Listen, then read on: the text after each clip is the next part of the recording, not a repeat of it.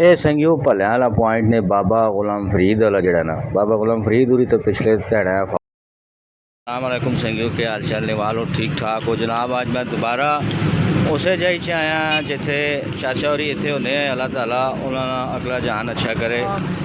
तो हुण इत्थे दो नौजवान मौजूद हूँ, थोड़ी जी गपशप भी इन्हां नाल करसा, नाल तुसां दस्सां जी ये भलियां वाली जिहड़ी दुकान है ये कित्थे वे। क्या हूँ जी, के हाल चाल ने? अस्सलाम वालेकुम नबीर भाई, अल्हम्दुलिल्लाह अल्लाह पाक दा लख लख शुक्र है कि कृष्ण आश्रम तो पहले डंगरा दी सवाला नाल हो ते डूंगी गली ले कोने होते ठीक होगा जी। ते के रखने चाचा होरी तुसां? मेरे अबू है गुलाम फरीद उन्हां ना है, मैं उन्हां बड़ा बेटा उमर फरूक ते मेरा छोटा भाई हसन फरूक। असि तो इत्थे ही होने दुकान। अच्छा, तो ये किहड़े जो वेले खोलने होने दुकान? 11 बजे खोलने आ ते इंशाल्लाह 6 बजे बंद होगा। नहीं नमाज़ की नमाज़ में नमाज़ नमाज़ वाले रोज आने अल्हम्दुलिल्लाह। छुट्टी का नहीं है, बिजली ना हो सारा दिन जाऊंगे दाल पीसने वास्ते। सही है। असी भी एक अरसे तो पे तकने हैं ना कि चाचा होरी होने बड़ी मेहनत करने उन्होंने अच्छे से बड़ा जायका जायका है। हुण तुसां ना मैं नहीं पता इस जायका है कि नहीं, तुसी जरा एक चेक करो। है तो मैं परहेजा थे पर मैं एक चेक कार करना भला एक एक क्यों कि मैं परहेजा थे तो इत्थे दियां ते ये चीज़ां मैं खानियां नहीं ना। तो उंज मैं अच्छा संगियो इस टाइम मैं तुसां दसना थोड़ा जा शार्ट तो हो के ये जी हाथों तुसी तको ये भलियां जी दुकान है ना, ये डूंगी गली ने बिल्कुल नाल है। और डूंगी गली ना जनाब है पे तकने हो ना, डूंगी गली ने बिल्कुल नाल इत्थे वो चाचा होरी होने तुसी तकने रहने हो सो।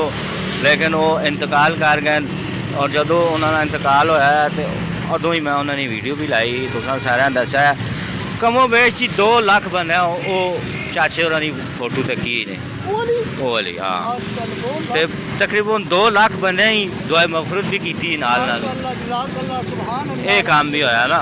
हाँ, तो इस पासों मैं दसना है ना यार, डूंगी गली तो बंदा होता आना ना, तो फिर इस पासे नाल होनी है इन्हां दी दुकान है। ठीक है, हुण मैं तुसां दूए एंगल तो दसना, तुसी साइड हो चलो मैं करना।